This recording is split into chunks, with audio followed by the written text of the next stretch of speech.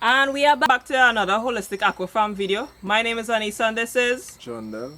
and we are back. Today we are talking about why you should not be raising rabbits. So stay tuned.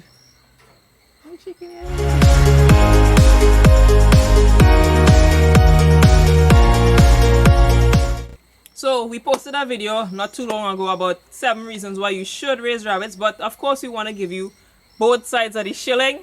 So today we're discussing. Actually, it's only on one side of the shit. Alright, go ahead.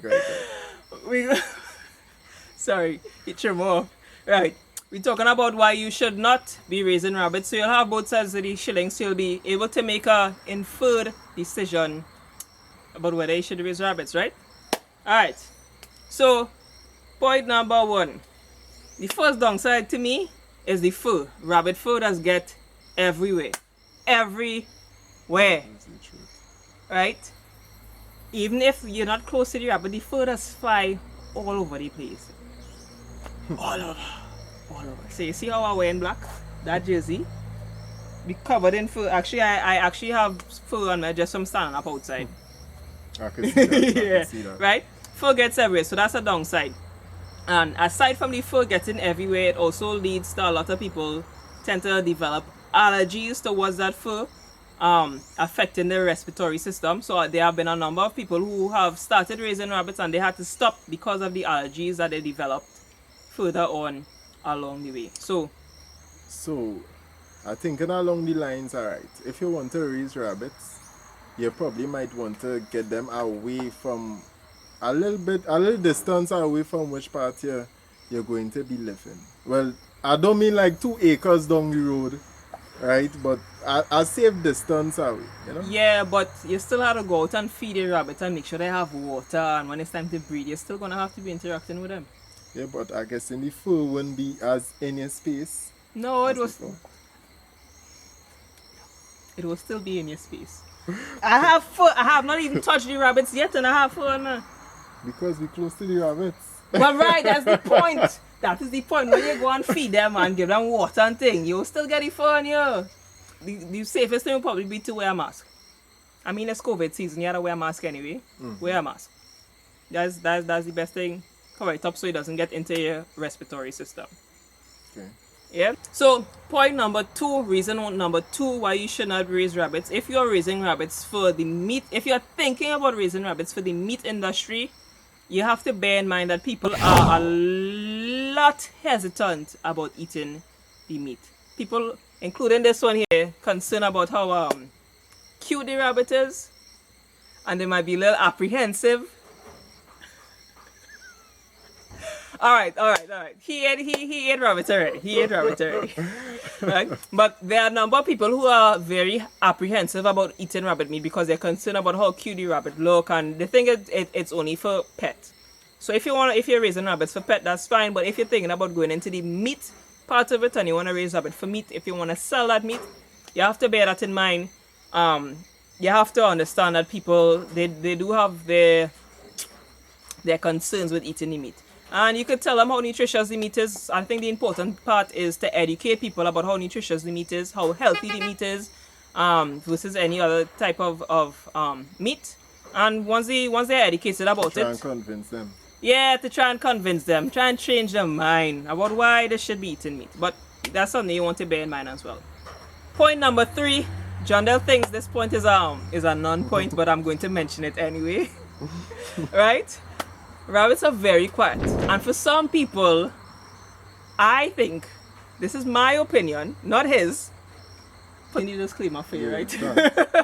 Right? I think that some people will not want to raise rabbits because they're so quiet. They're used to having dogs that make noise and cats that make noise, especially if they raise farm animals. They'll be used to goats that make noise and let you know when they want food and that kind of thing. And with a rabbit, they might be a little concerned. You know of anybody who has that issue?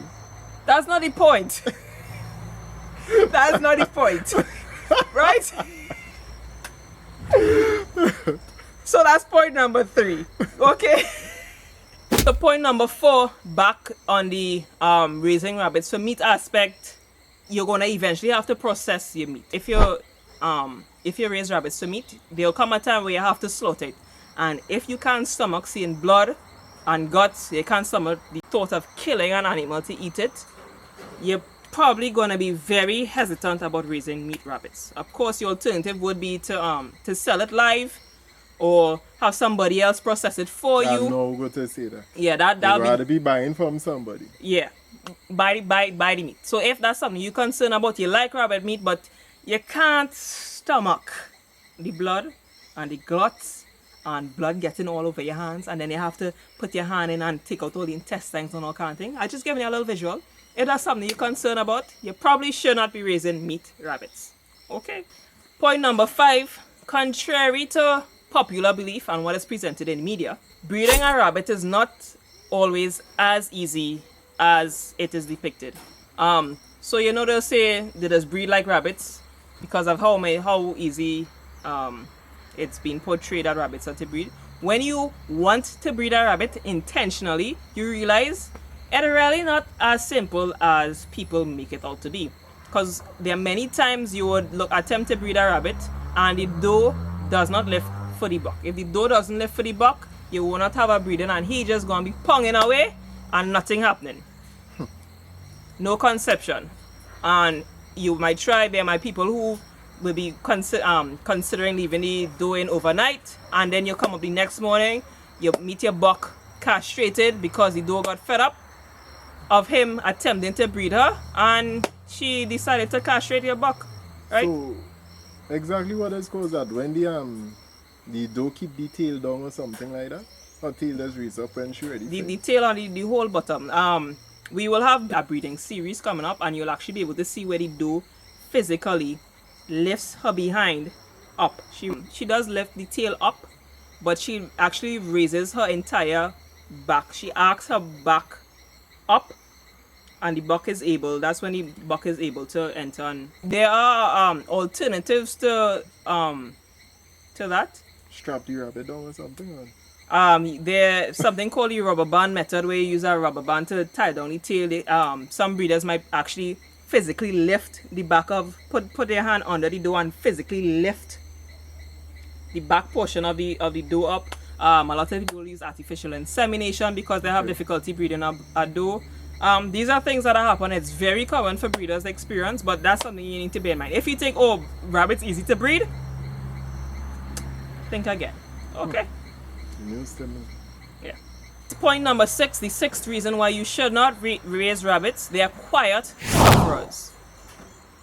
When most animals are in pain or they're hurt, you will generally hear them moaning, they would whine, and you will see physical discomfort. Rabbits, on the other hand, many times that does not happen because of how low they are on the food chain, and most animals hunt them as prey. They hide illnesses, they hide diseases. So there are many times your rabbit will be ill, you will not know, and the only time you know something was wrong is when the rabbit died.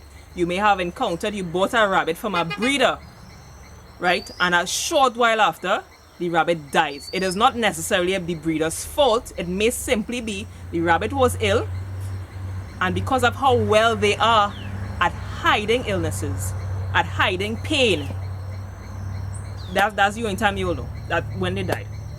It's part of the breeding process. If that's something you're not able to stomach, you have to bear that in mind. You also have to, when you have livestock, you will also at times have dead stock. It's part of the process, but you need to bear that in mind. If that is not something you're comfortable with, don't breed rabbits.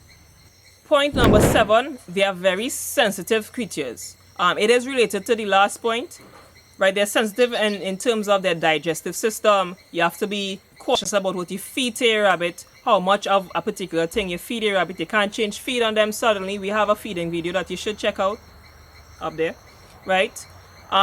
So you have to exercise a lot of precaution with what you give to them. I mean, they can die from fright. It's just that something scares them and they become very hyperactive. They're very sensitive. A doe would breed kids, and because she thinks that she's in danger, even though there is no physical threat, she thinks she's in danger and she will eat her kids because that is their natural instinct to protect themselves.